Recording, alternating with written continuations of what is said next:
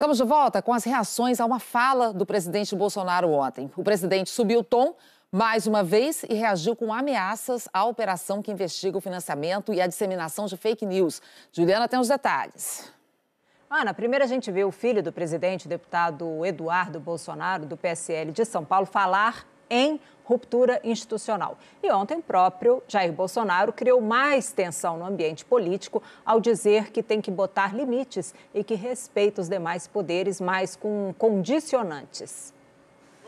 O presidente Jair Bolsonaro começou o dia criticando a operação contra fake news, que na véspera cumpriu mandados de busca e apreensão em endereços de blogueiros, empresários e militantes bolsonaristas, por ordem do ministro do Supremo Tribunal Federal, Alexandre de Moraes. Em tom de ameaça, Bolsonaro falou em impor limites às operações, sem explicar como, já que todos os cidadãos estão submetidos a decisões judiciais. Mas, obviamente, ordens absurdas não se cumprem. E nós temos que botar um limite nessas questões. Acabou! Me desculpe, desabafo, acabou! Não dá para admitir mais a atitude de certas pessoas individuais, tomando de forma quase que pessoal certas ações. O presidente disse que respeita os demais poderes, mas com condicionantes. Respeito o Supremo Tribunal Federal, respeito o Congresso Nacional.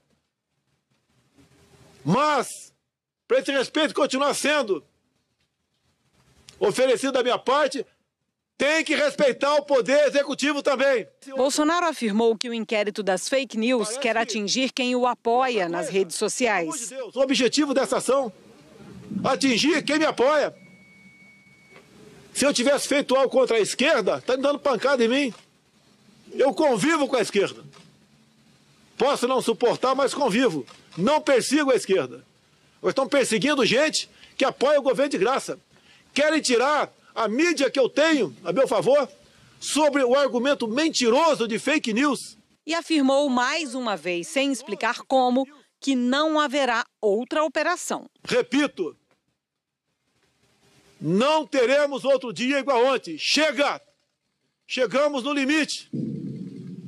Estou com as armas da democracia na mão.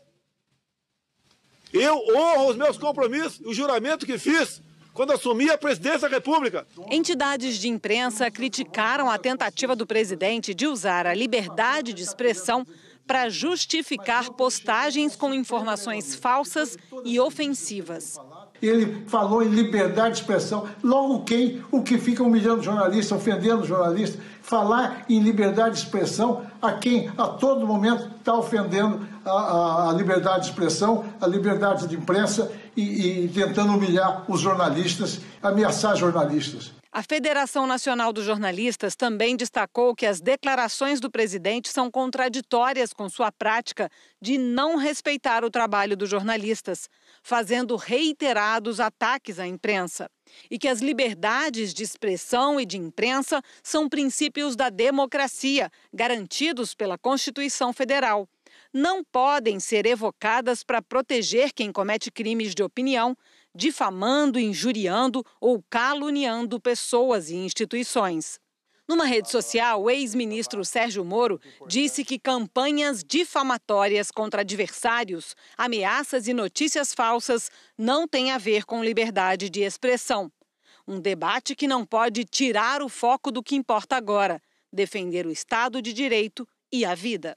E o ex-presidente Fernando Henrique Cardoso, também por meio de uma rede social, afirmou que o presidente diz querer liberdade e democracia. Tomo-o pelas palavras: coesão para vencer o vírus e recompor a economia, sem o STF deixar de investigar fake news. Liberdade com respeito a todos, pessoas e instituições. Se não há gabinete do ódio, que se apure. Quem não deve, não teme. O presidente da Câmara, Rodrigo Maia, lamentou as declarações do presidente. Elas vão exatamente no caminho contrário de tudo que a gente começou a construir, todos os poderes juntos, desde a semana passada, da reunião com os governadores. Mas Rodrigo Maia destacou que Bolsonaro fala uma coisa e, na prática, o governo faz outra.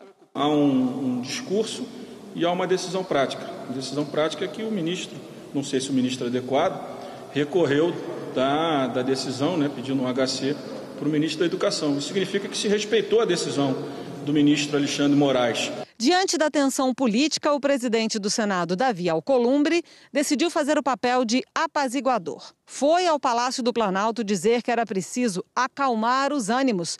Alertou o presidente de que as idas dele a manifestações com mensagens antidemocráticas e inconstitucionais geram desgastes desnecessários. E de que as falas do ministro da Educação, Abraham Weintraub, foram muito mal recebidas no Congresso. Na reunião do dia 22 de abril, o ministro disse que, por ele, colocaria os ministros do Supremo na cadeia. E, na quarta-feira, comparou a operação contra as fake news com atos nazistas. À noite, numa rede social, Davi Alcolumbre diz que no encontro com Bolsonaro exaltou a importância da harmonia entre os poderes e acrescentou que o Congresso atua em prol do Brasil, como intermediário na construção da paz nessa quadra difícil da história nacional. A Procuradoria-Geral da República deve se manifestar ainda hoje sobre o pedido de habeas corpus apresentado pelo ministro da Justiça para retirar a Abraham Weintraub e todas as pessoas que foram alvos da operação na quarta-feira do inquérito das fake news. O relator desse pedido é o ministro Edson Fachin. E 3 partidos de oposição, PSOL, PT e Rede Sustentabilidade, entraram ontem no Conselho de Ética da Câmara com um pedido de cassação de mandato do deputado Eduardo Bolsonaro, do PSL de São Paulo. Na véspera, Eduardo criticou o ministro Alexandre de Moraes, disse que o presidente poderia tomar medidas enérgicas sem explicar quais e falou, como a gente mostrou, em ruptura institucional. As declarações provocaram fortes críticas de políticos e também entidades da sociedade civil. Ana.